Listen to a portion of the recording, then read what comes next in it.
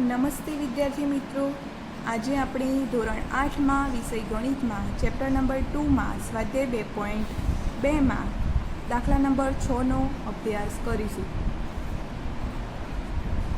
જો 3 ક્રમિક પૂર્ણાંક સંખ્યાઓનો સરવાળો 51 હોય તો તે સંખ્યાઓ શોધો. તો આપણને એવું કીધું છે કે 3 ક્રમિક પૂર્ણાંક સંખ્યાઓનો સરવાળો 51 હોય તો સૌથી પહેલાં આપણે 3 સંખ્યાઓ ધારવી પડશે. તો ધારો કે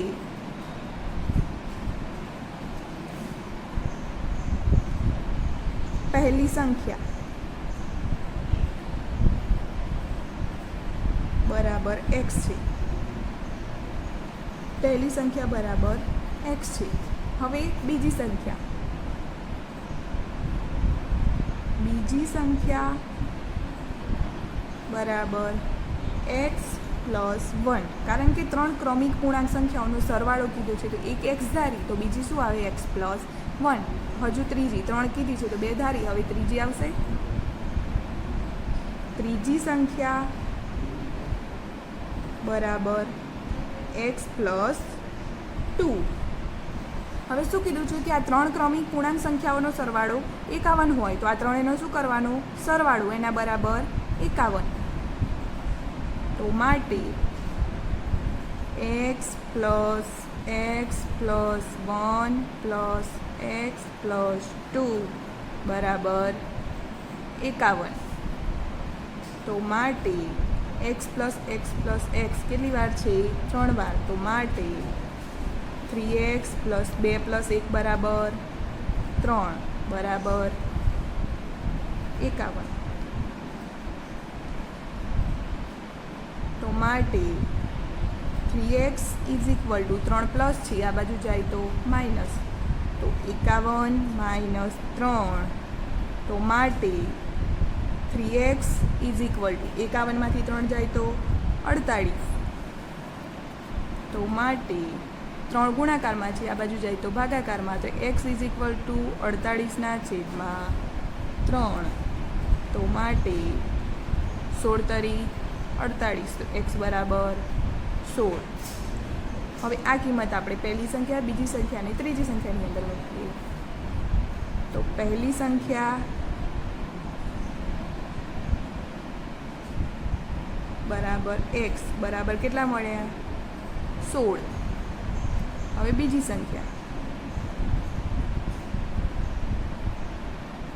સંખ્યા બરાબર x પ્લસ 1 બરાબર xની જગ્યાએ 16, તો 16 પ્લસ 1 બરાબર 17. હવે ત્રીજી સંખ્યા બરાબર x પ્લસ 2 બરાબર 16 પ્લસ 2 બરાબર 16 ને 2 18. હવે આપણને ત્રણેય સંખ્યાઓ મળી ગઈ, એક 16, એક 17 અને એક 18. આ ત્રણેય પૂર્ણાંક સંખ્યાઓનો સરવાળો કરો તો આપણને જવાબ કેટલો મળે? 51. હવે દાખલા નંબર 7. 8ના 3 ક્રમિક ગુણિતનો સરવાળો 888 છે તો તે ગુણિત શોધો. જેમાં આગળના દાખલામાં આપણે સરવાળો કર્યો એ જ રીતે આની અંદર ગુણાકારની રીતે કરો. તો એની અંદર એ જ રીતે 3 સંખ્યાઓ ધારવાની. ધારો કે પહેલો ગુણિત બરાબર x, બીજો ગુણિત બરાબર x પ્લસ 8. કારણ કે 8ના ગુણિત કીધા છે એટલા માટે x પ્લસ 8. હવે ત્રીજો ગુણિત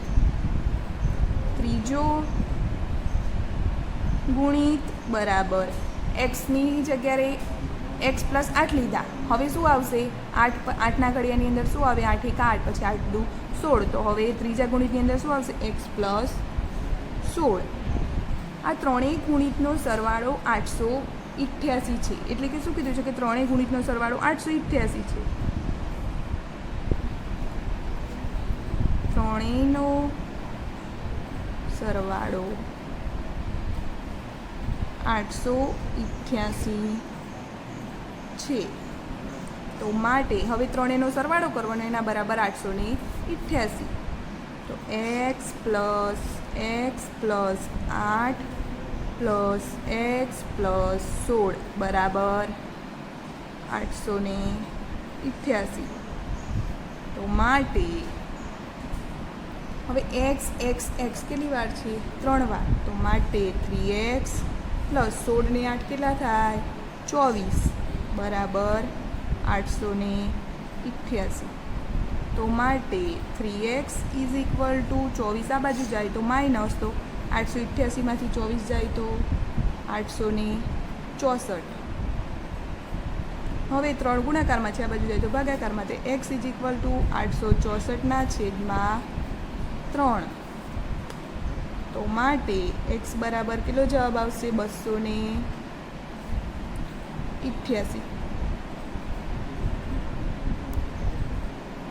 x બરાબર 288. હવે x બરાબર આપણને મળી ગયું. હવે ત્રણેય ગુણિતની અંદર x ની કિંમત મૂકી દઈએ. તો પહેલો ગુણિત x બરાબર 888. બીજો ગુણિત બરાબર x પ્લસ 8 બરાબર પહેલો ગુણિત x બરાબર આપણને જવાબ કેટલો મળે? 288. હવે બીજો ગુણિત x બરાબર x પ્લસ 8, તો xની જગ્યાએ 288 પ્લસ 8 ઇઝ ઇક્વલ ટુ 296. હવે ત્રીજો ગુણિત is equal to x plus 16 બરાબર 288 plus 16 is equal to 288 plus 16 કરશો તો 304. દાખલા નંબર 8. ચઢતા ક્રમમાં રહેલી 3 ક્રમિક પૂર્ણાંક સંખ્યાઓને અનુક્રમે 2, 3 તથા 4 વડે ગુણવાથી સરવાળો કરતા જો સરવાળો 74 આવે તો તે સંખ્યાઓ શોધો. તો સૌથી પહેલાં આપણે 3 સંખ્યાઓ ધારી દઈએ. ધારો કે પહેલી સંખ્યા બરાબર x, બીજી સંખ્યા બરાબર x પ્લસ 1, ત્રીજી સંખ્યા બરાબર x પ્લસ 2. હવે શું કીધું છે કે ચડતા ક્રમમાં રહેલી 3 ક્રમિક પૂર્ણાંક સંખ્યાઓનો અનુક્રમે 2, 3 તથા 4 વડે ગુણવાથી સરવાળો કરતા જો સરવાળો 74 આવે, એટલે કે આપણે આ 3 સંખ્યા ધારી અને અનુક્રમે 2, 3 અને 4 વડે ગુણવાનું અને એના બરાબર સરવાળો કેટલો મળવો જોઈએ? 74. તો પહેલી સંખ્યાને આપણે 2 વડે ગુણીએ તો xની 2 પ્લસ બીજી સંખ્યાને કેટલા વડે ગુણવાનું કીધું છે? 3 વડે. 3 પ્લસ ત્રીજાની 4 વડે, તો x પ્લસ 2 કૌંસની અંદર 4 બરાબર સરવાળો કેટલો? 74. તો માટે 2x plus 3x plus 3 plus 4x plus 4 દુ 8 બરાબર 74. તો માટે 2x 3x ને 4x, 3 ને 2 5, 5 ને 4 9, 9x પ્લસ 8 ને 3 11 બરાબર 74. તો માટે 9x is equal two 11 plus છે, આ બાજુ જાય તો માઇનસ, તો 74 માઇનસ 11. તો માટે 9x ઇઝ ઇક્વલ ટુ 74માંથી 11 જાય તો 4માંથી 1 જાય તો 3, 7માંથી 1 જાય તો 6, એટલે કે 63. તો માટે x ઇઝ ઇક્વલ ટુ 9 ભાગાકારમાં જાય તો 63/9. તો માટે x ઇઝ ઇક્વલ ટુ 7, 9 સત્તા 63. x બરાબર 7 મળી ગયો. હવે આપણે પહેલી, બીજી અને ત્રીજી સંખ્યાની અંદર એક્સની જગ્યાએ કિંમત મૂકીએ. પહેલી સંખ્યા x બરાબર 7, બીજી સંખ્યા x પ્લસ 1 બરાબર 7 પ્લસ 1 બરાબર 8 ને ત્રીજી સંખ્યા બરાબર x પ્લસ 2 બરાબર 7 પ્લસ 2 બરાબર 9. 9મો દાખલો. રાહુલ અને હારૂનની હાલની ઉંમરનો ગુણોત્તર 5:7 છે. 4 વર્ષ પછી તેમની ઉંમરનો સરવાળો 56 વર્ષ થાય તો તેમની હાલની ઉંમર શોધો. તો સૌથી પહેલાં બંનેની હાલની ઉંમરનો સરવાળો કેટલો કીધો છે? 5:7. તો આપણે પહેલાં એ ધારી દઈએ. ધારો કે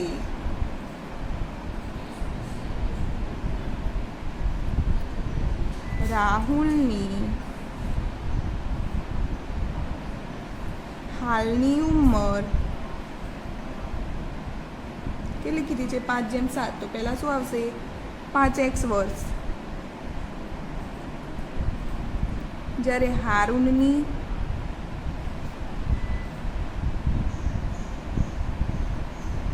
હાલની ઉંમર બરાબર 7x વર્ષ. પછી શું કીધું છે કે 4 વર્ષ પછી તેમની ઉંમરનો સરવાળો 56 વર્ષ થાય. તો હવે લખવાનું. તો માટે 4 વર્ષ પછી રાહુલની ઉંમર બરાબર 5x પ્લસ 4 વર્ષ. હવે એ જ રીતે 4 વર્ષ પછી હારૂનની ઉંમર પછી હારૂનની ઉંમર બરાબર 7x પ્લસ 4 વર્ષ. સરવાળો કેટલો કીધો તો? 4 વર્ષ પછી ઉંમરનો સરવાળો 56 વર્ષ. તો માટે 5x plus 4 plus 7x plus 4 is equal two 56. તો માટે 5x ને 7x કેટલા થશે? 12x પ્લસ 4 ને 4 8 બરાબર 56. તો માટે 12x is equal two 56 plus 8 આ બાજુ હોય તો આ બાજુ જાય તો માઇનસ. હવે 56માંથી 8 જાય તો 48. તો માટે 12x ઇઝ ઇક્વલ ટુ 48. તો માટે x ઇઝ ઇક્વલ ટુ 48ના છેદમાં 12. તો માટે x ઇઝ ઇક્વલ ટુ 12ના ઘડિયામાં 48 ક્યારે આવે? 4. 12 ચોક 48. તો માટે x બરાબર 4 વર્ષ. હવે રાહુલની ઉંમર બરાબર આપણે શું ધાર્યું હતું? રાહુલ બરાબર 5x બરાબર 5 કૌંસની અંદર 4 5 ચોક 20 વર્ષ. પછી હારૂન બરાબર 7x બરાબર 7 કૌંસની અંદર 4 7 ચોક 28 વર્ષ. તો રાહુલની ઉંમર 20 વર્ષ અને હારૂનની ઉંમર 28 વર્ષ. દાખલા નંબર 10. વર્ગખંડમાં છોકરા અને છોકરીઓની સંખ્યાનો ગુણોત્તર 7:5 છે. જો છોકરાઓની સંખ્યા છોકરીઓની સંખ્યા કરતાં 8 વધારે હોય તો વર્ગખંડમાં વિદ્યાર્થીઓની કુલ સંખ્યા શોધો. તો સૌથી પહેલાં આપણે છોકરા અને છોકરીઓની સંખ્યા લખીએ. ધારો કે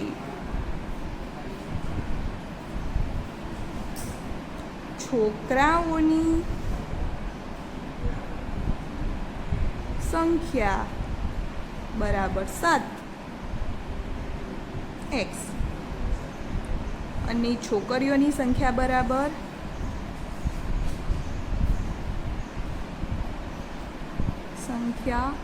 બરાબર 5x. છોકરાઓની સંખ્યા છોકરીઓની સંખ્યા કરતાં 8 વધારે છે, એટલે છોકરાઓની સંખ્યા છોકરીઓની સંખ્યા કરતાં શું છે? 8 વધારે છે. તો માટે છોકરાઓની સંખ્યા છોકરીઓ કરતાં 8 વધારે છે. તો માટે 7x બરાબર 5x પ્લસ 8. તો માટે 5 આ બાજુ આવે તો minus 7x minus 5x is equal two 8. 7માંથી 5 જાય તો 2x ઇઝ ઇક્વલ ટુ 8. તો માટે x ઇઝ ઇક્વલ ટુ 8/2. તો માટે x ઇઝ ઇક્વલ ટુ 4. હવે છોકરાની સંખ્યા બરાબર શું ધારીશું આપણે? છોકરાની સંખ્યા બરાબર 7x હતા. એક્સની જગ્યાએ કેટલા મૂકવાના? 4. તો 7 ચોક 28. અને છોકરીઓની સંખ્યા બરાબર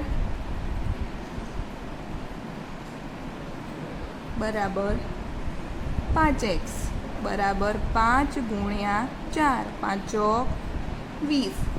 હવે આપણને છોકરા અને છોકરીઓ બંનેની સંખ્યા મળી ગઈ. હવે શું કીધું છે કે વર્ગખંડમાં વિદ્યાર્થીઓની કુલ સંખ્યા, તો બંનેનો સરવાળો કરવાનો. તો માટે કુલ વિદ્યાર્થીઓની સંખ્યા બરાબર 28 પ્લસ 20 કેટલા થશે? 48. દાખલા નંબર 11.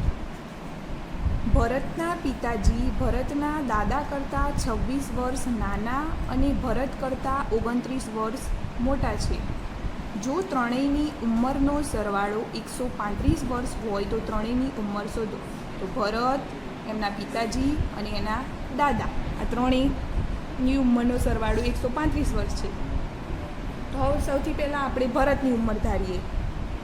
ભરત સૌથી નાનો છે, પછી એના પિતાજી, પછી એના દાદાજી. ધારો કે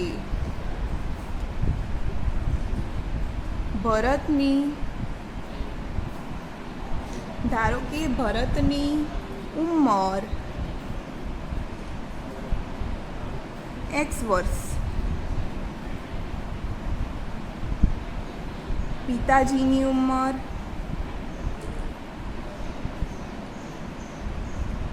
x પ્લસ 29, કારણ કે 29 વર્ષ નાના છે દાદાજી કરતાં. દાદાજીની ઉંમર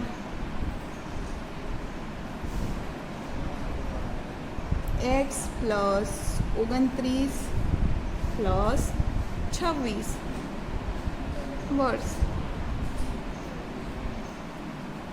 આના બરાબર કેટલા થશે? x પ્લસ 55 વર્ષ દાદાજીની ઉંમર બરાબર. હવે ત્રણેયની ઉંમરનો સરવાળો કેટલો કીધો છે? 135. ત્રણેયની ઉંમરનો સરવાળો 135 વર્ષ છે.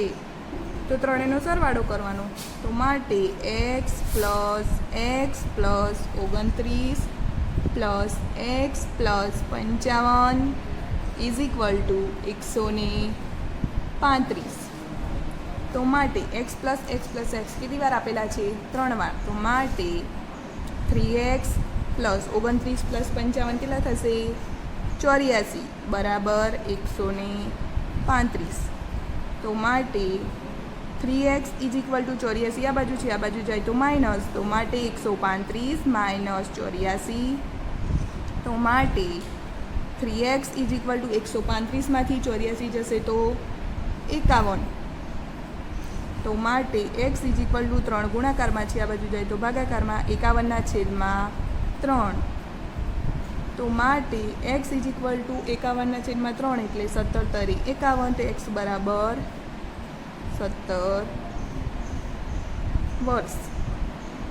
હવે આ x બરાબર જે કિંમત મળી આપણે ભરતની ઉંમર, પિતાજીની ઉંમર અને દાદાજીની ઉંમરની અંદર લખી દઈએ. તો માટે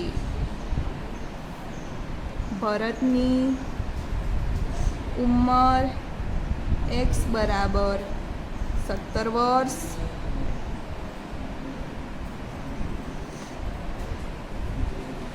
પિતાજીની ઉંમર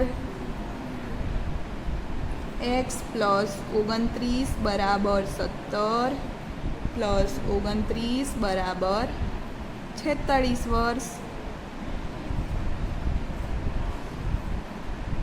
દાદાજીની ઉંમર x plus 55 is equal two 17 plus 55 બરાબર 72 વર્ષ. તો ત્રણેયની ઉંમર મળી ગઈ. Thank you. હવે આગળ દાખલા નંબર 12 આગળના વિડીયોમાં જોઈશું.